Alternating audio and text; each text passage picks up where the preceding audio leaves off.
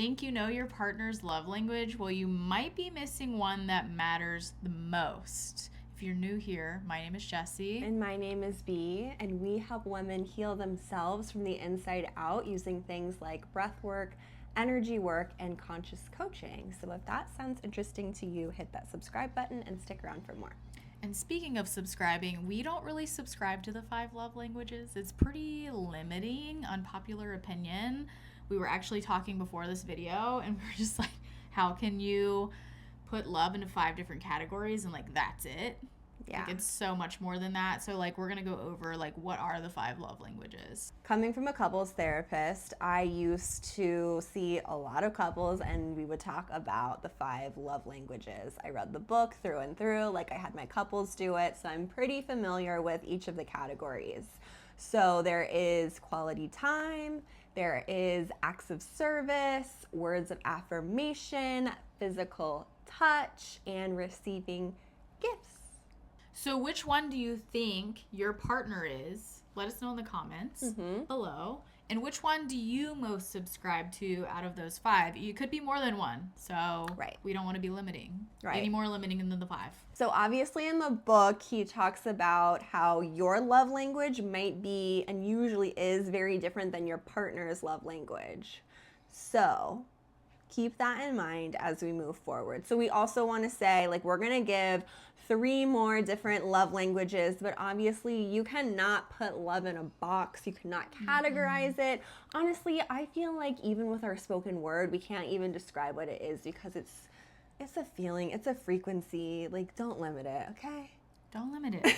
So the first hidden love language that you can add to your tool belt is co-regulation. So creating safety with your partner, and like, what do we mean by that? B has a great story that we went through together, and this is like an example of how we were able to co-regulate together. Right, and what we mean by co-regulation is like basically like syncing up your nervous systems to like be calm, like your emotions are calm, like everything is getting aligned and regulated.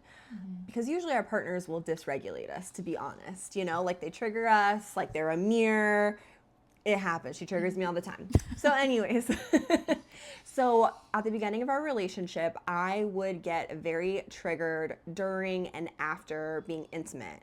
And during that time, obviously, I would get very dysregulated. So a perfect example of co-regulating with your partner is Jess would like come to me and, you know, ask me if it was okay to like touch and that sort of thing, and that was fine. So I gave her the green light.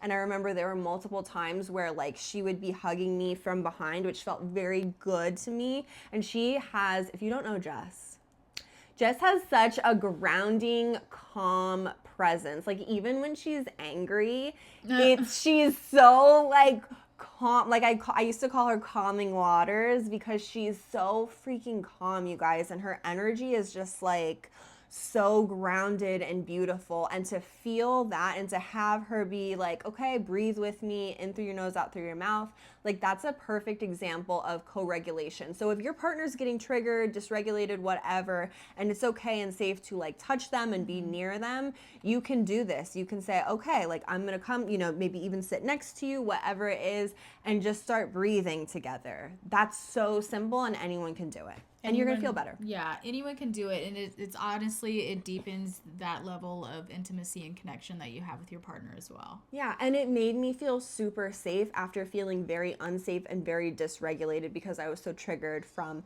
sexual trauma. So that's a really good one for trauma, but also like if you're triggered over anything else, like breath is life.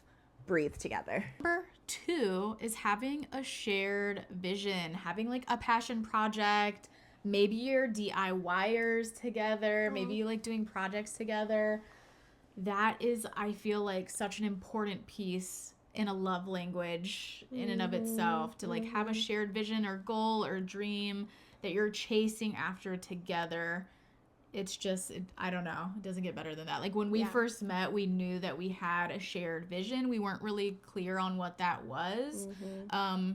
But having that like support system too, like on the days that you're like, oh, are we doing the right thing? Is this like, am I going in the right direction? And like having that support, like, and being able to like bounce back and forth, like maybe like one day I'm kind of down and out and she's not, and she's like pushing me up the hill, and then roles reverse, and then I'm the one that's carrying her up the hill. So yeah, absolutely. So I think the Gottmans talk about this, and we have some videos that reference like the Gottmans couple work, but they do talk about like building your relationship house, and like, I don't know if it's the foundation of the house. It's been a while since, I sort of studied this, but they do talk about like, it's so important for couples, to have a shared vision, to talk about what their visions are, what their dreams are, what their aspirations are for the future. Like, that's a really great predictor of couples' longevity, staying together, like, so even if you don't have a shared vision, even if you don't have like a shared purpose, like you're sort of on your path, your partner's into something else, like that's totally fine. But do you talk about what your dreams are, where you see yourself in 10, 20 years, what you want to accomplish? Like when you get to the end of your life and you're looking back at your life and you feel so good about everything that you've done, like what are all of those things? Do you know that about yourself, first of all, and do you know that about your partner? That's a really good place to start. Number 3 is repair language. So reconnecting after a disconnect, after you've had an argument, you've had like a little tiff, a disagreement, whatever you like to call it. You've initiated that safe word ninny, and then you're ready to reconvene, and it's like how you're reconnecting with your partner, how you're coming back, the language that you're using, the taking the accountability, and actually apologizing. We have a whole video on how to apologize to your partner and how to reconnect after disconnecting. I think that honestly, after being in a few long-term relationships and being a couples therapist for years, like the one thing, the most probably one of the most important things, it's hard to like say what is the most important, but it's like top 3 most important things in long-term relationships is how to repair, how to apologize, how to reconnect, because it is inevitable that you are going to get into conflict with your partner. You can't avoid that. And if you do avoid that, then that's very problematic. Yeah.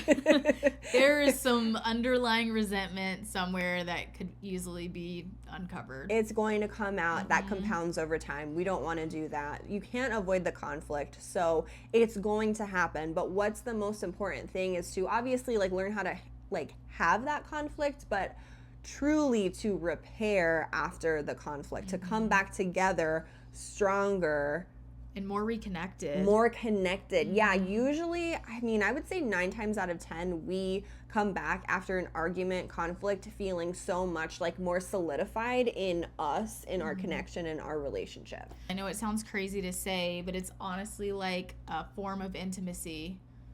You just deepen that connection. It's a very intimate moment because you're both in a space of being vulnerable and like taking that accountability and like truly coming from a genuine place when you're apologizing, and it can be really vulnerable, and it deepens your connection on many levels. Okay, so to recap, the 3 love languages, new love languages that we've given you. 1 is co-regulation with your partner. Number 2 is having a shared vision. And number 3 is repairing after a disconnect. So which one of these, 1 through 3, are you going to try with your partner tonight? Let us know in the comments below. And as always, take what you need, leave the rest, and go love yourself.